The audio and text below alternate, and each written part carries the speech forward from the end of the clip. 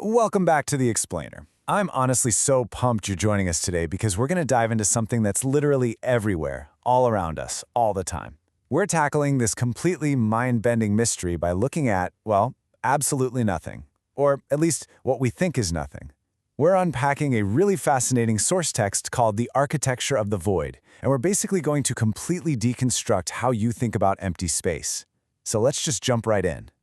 We always just call it empty space, right? Like you look up at the night sky, right between the stars, or even just at the gap between you and wherever you're sitting right now, and you naturally assume it's blank, a total void. But what if empty space isn't empty at all? Just take a second and think about that. What if your absolute baseline assumption about the vacuum, about the very fabric of reality that's surrounding you right this second, is just completely backwards? Section 1. The Myth of Empty Space. Rethinking the Vacuum. Okay, so we've got to start by breaking down our deeply ingrained view of what a vacuum actually is. Human intuition is kind of funny, isn't it? We can be pretty arrogant about the stuff we can't see. When we think of a vacuum, we naturally imagine absolute sheer nothingness. We make these three massive assumptions: that there's no structure, there's no activity, and absolutely zero interaction going on. We basically just equate an absence of physical objects with an absence of anything happening at all. Like, if we can't physically bump into it, it must just be this dead static background. But the source material makes a really compelling argument that this instinctual assumption, it might be entirely wrong. And that brings us to what I think is one of the most profound ideas in the text. Absence does not mean inactivity. You really have to let that sink in for a second. If structure can actually emerge from interaction, like the source text suggests, then just because there's an absence of physical things, it definitely doesn't mean things aren't happening. Even without visible objects, there could be hidden processes and invisible interactions happening right in front of us, literally at every single moment. Section 2. A system in motion. The unseen processes. So let's look at the contrast between the old way of thinking and this massive paradigm shift. The old view is that space is completely static, empty, and inactive.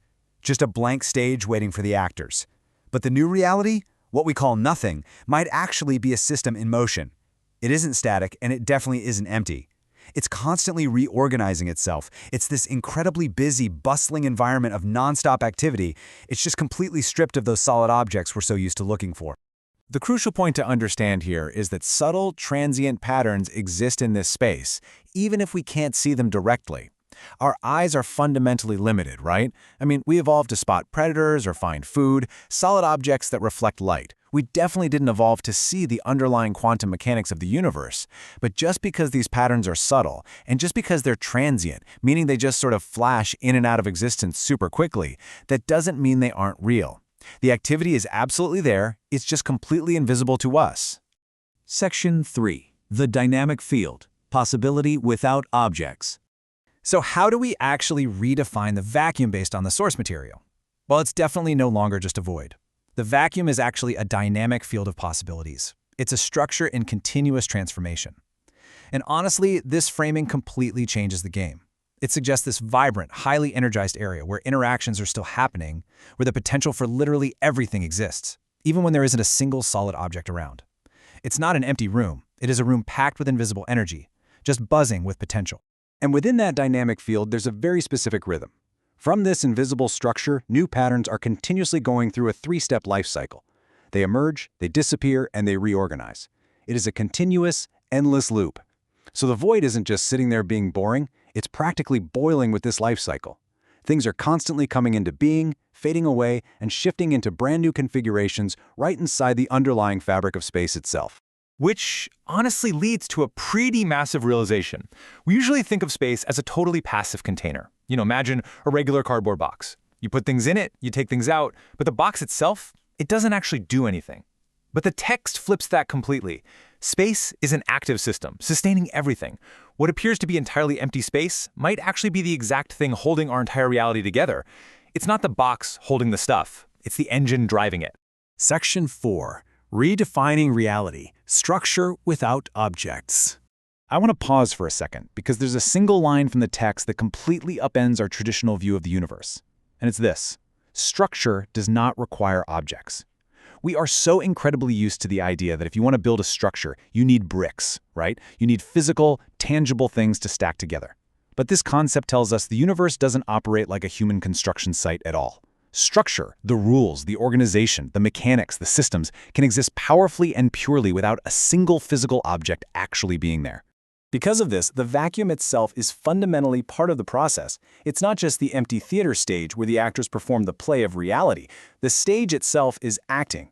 The vacuum is a key participant. It's deeply tangled up in the very equation of existence, totally involved in how the universe functions from one moment to the next. Which brings us to a really fascinating, kind of mind-bending question.